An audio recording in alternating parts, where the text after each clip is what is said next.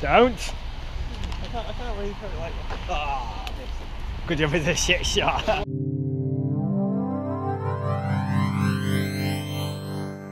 Another day, another new car purchase. pretty much, yeah. Well, following on from the last video, because at the end of the last video, we didn't say if I bought it or not. So, spoiler alert. Spoiler. Yeah. We bought it. We bought it. I haven't bought anything. Yeah. Oh, you're putting half towards it, aren't you? Yeah. Oh shit, you're not putting half towards it? No. Right, let's do it, Huey. Back out. No. So better ring them. Yeah, so we, as in me. The singular we. Yeah, we've bought a car with my money. Yeah. Right, I like this. Yeah. What else can we buy? I bought a car, which is the GT86 that you saw in the last one. And I did go and test drive another one. I didn't just buy the first one we came across, which is good for me, isn't it? Yeah, I went and test drove a grey one, which was similar spec, everything, similar mileage and all that, but 10,000 more miles, was it? yeah, oh yeah, sorry, not similar mileage. Yeah, it had 10,000 more miles, but it was a slightly lower price. Yeah, but similar-ish price, within like 500 quid. Yeah, it was like 600 quid differently. Yeah. But then we spoke to the place who was selling that orange one, and they lowered their price to pretty much match the other one, so went with this one. So yeah, I'm gonna go pick it up now, and then start modifying it. not straight away, but yeah, not like today. Pretty soon. Like I've ordered some coilovers already, and a front strut brace, and some lights, and I think that's it so far. We made it, but looks like they've had a bit of snow at the dealership. It's gonna be fun in 2 rear-wheel drive cars on the way home. So I got excited. It won't be. So I got really excited about the new Astra. Yeah. Here it is. There it is. On a nice bit of snow. Nice bit of snow. Boom. Get in.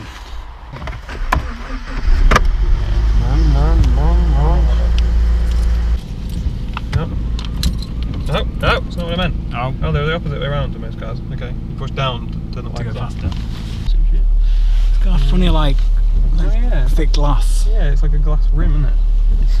Actually, no, it doesn't mind. It's along with drive. Traction control off. Sweet. Do we ever figure out what them two buttons do? Yeah, apparently that just like allows it to slip a bit. Right, like okay. That kind of thing. Yeah. I googled it. Like that. Lights on your dash. Yeah, but like it just makes it spin a bit, I think. It's that bit that lets it down, isn't it? Yeah. Like, the rest of it's like not too bad. Really. Like I like the fact there's contrast stitching. Like, you don't get that in most sort of cheap cars, really, do you? So I don't mind this either. I know it's a bit. You can get a proper actual carbon fibre replacement for all that. Yeah, that'd be really cool. I'm tempted, but then I'm like, I do like the dials as well. yeah, that's all nice enough. Not too bad. Nice enough. Sit nice and low. It's about head view. A button that changes from miles an hour to kilometres an hour for some reason. Sweet. The trip button, display. Oh, it's got like outside temperature, miles per gallon, average revs, shit like that. So it's... Okay, so we're just driving back from picking the car up. First thing we're going to do is try and find a petrol station, because as always, there's not much fuel in the car. Actual drive-wise, I mean, I've been driving like about 2 minutes so far, so I can't comment too much. But so far, yeah, it's good fun. Again, I've come back to the fact that it's not as slow as people make out. I guess it depends what you're expecting, doesn't it? I think if people are expecting a full-on sports car, like, but then like, you know, it's never going to be a full-on sports car, is it, for like the price it is? So I think for the price point and like the, you know, what you would expect from a car like this, I think it's enough. Like, it goes well enough. It doesn't feel horribly slow, and that's after getting out of an M235i that's got like an extra 120 brake. So yeah, it doesn't feel too bad. I'm still going to modify it. I'm still going to stick a turbo in it, but you know, for a stock car, for most people, I think they would be perfectly happy with this. But yeah, so I wouldn't listen too much. If you're thinking of getting one of these and you're like, oh, but everyone says it's underpowered, I guess like compared to what it looks like and what people might expect of it, maybe it's a bit underpowered. But like in terms of actually just driving it and enjoying it, it's fine. The wheels spun up trying to come out of a junction a second ago. This is with traction control and everything completely on, and yeah, like it's just wet and cold outside, so yeah, it's kind of to be expected. We're going to go to a little spot where we can do a bit of drifting, a little cheeky drift, and test out that. got to test this out on you before you get it home. Go sideways. Hopefully not into a ditch. So far so good. Lights and everything are all good. You can see everything clearly. Everything's pretty intuitive. Like, it's not taking me very long at all to figure out all the lights and the heating and stuff like that. So it's nice and easy to use. The brakes seem really good actually. We didn't really test them out that much on the test drive, but they feel good. Like, considering it's wet, and yeah, we're not going really fast, but we're doing the speed limit, and you brake and it stops pretty quickly. So yeah, I'm happy with that so far. We've found a little spot to do some sliding around. So let's do some sliding around.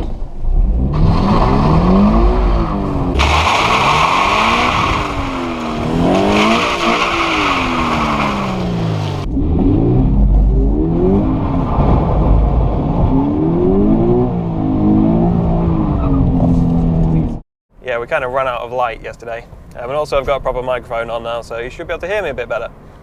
It's not actually that loud in here when you're driving along. I mean, there's a bit of road noise, but it's not anything excessive. But for some reason on the camera, when I watched the footage back from last night, it was pretty loud. I'm just going out for a quick drive, just to kind of get used to the car a bit more. And also because it's quite dry today, just see how good it is for sliding around in the dry. I mean, we mentioned in the test drive that the interior kind of lets it down a bit, and it does. I mean, I'm getting used to it, but it's not the nicest interior. But then again, I'm coming from Audis and BMWs, so it's not going to match up with that, I guess. But the seats are good, and the doors fine. It's just this centre console that just lets it down. But again, that's personal opinion, isn't it? So some people might be perfectly happy with that. It's just me. Although Sai said the same, but yeah, it's all personal opinion. So wouldn't let that worry you too much if you're thinking of getting one. It handles well though. Like, you turn into a corner and it just goes. And even though it's pretty small tyres, it feels like you've got quite a lot of grip. You can see why on reviews a lot of people say the steering feedback is really good, because it really is. Like, you feel everything, and I don't know, you feel like you're in control of it nicely. Like, it just turns in. It's nice, and I don't know, it just feels how you would want steering to feel, really. Until you get to that point at like 4,500 RPM where it suddenly starts going. Yeah, until that point it does feel a bit sluggish.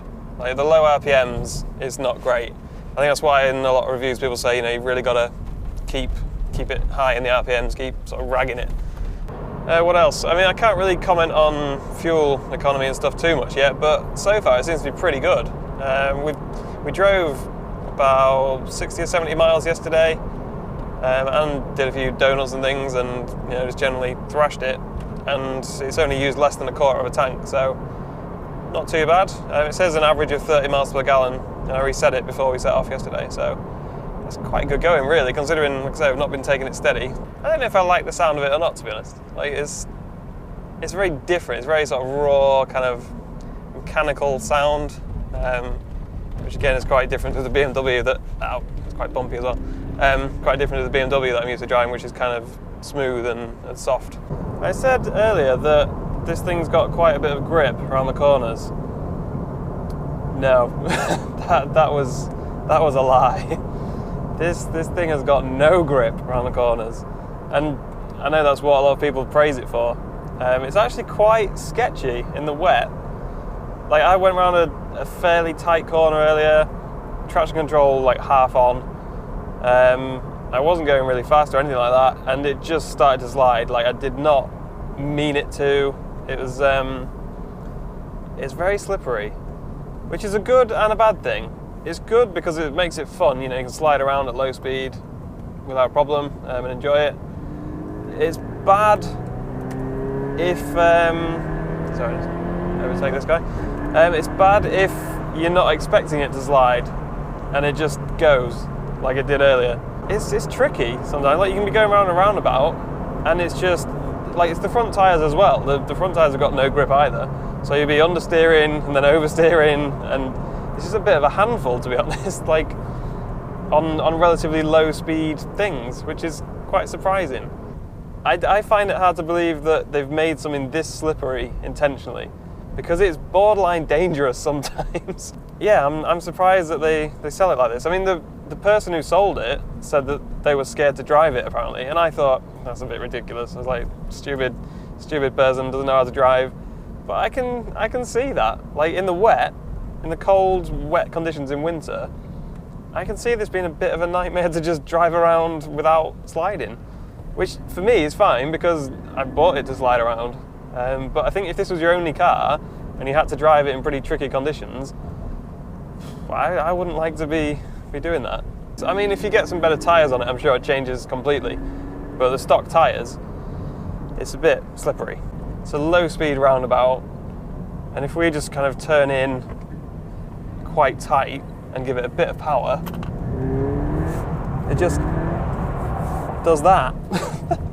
So, yeah, you get quite a bit of understeer as the front wheels lose grip and start to slide out, and then when you either lift off or give it a lot of throttle and turn a bit tighter, then the back starts to slide around. So it's kind of, yeah, it's just, like I say, a handful around corners because you're not sure which wheels are going to lose grip, what's going on. I'm sure with practice and like getting used to it all, you'd be a lot more confident. But at the moment, I'm still a bit unsure of what it's going to do most of the time. Like there, just understeer and then oversteer. It's the understeer I really don't like though, because especially around a roundabout or something, you just start to push out into the other lane. And that was at like 20, 25 mile an hour. That was not fast at all. If you don't throw it in enough, you can't make up for it with the throttle really. I think that's the key difference to what I'm used to is in the BMW or the R8 or whatever, you can turn in quite gently and then just floor the throttle and that kicks it round. This, if you've turned in gently and you floor the throttle, nothing happens. If anything, you just understeer a bit. Yeah, you just kind of need to just throw it in quite aggressively, I guess, and then it just wants to slide around, and then you can use the throttle to play with it a bit, like this.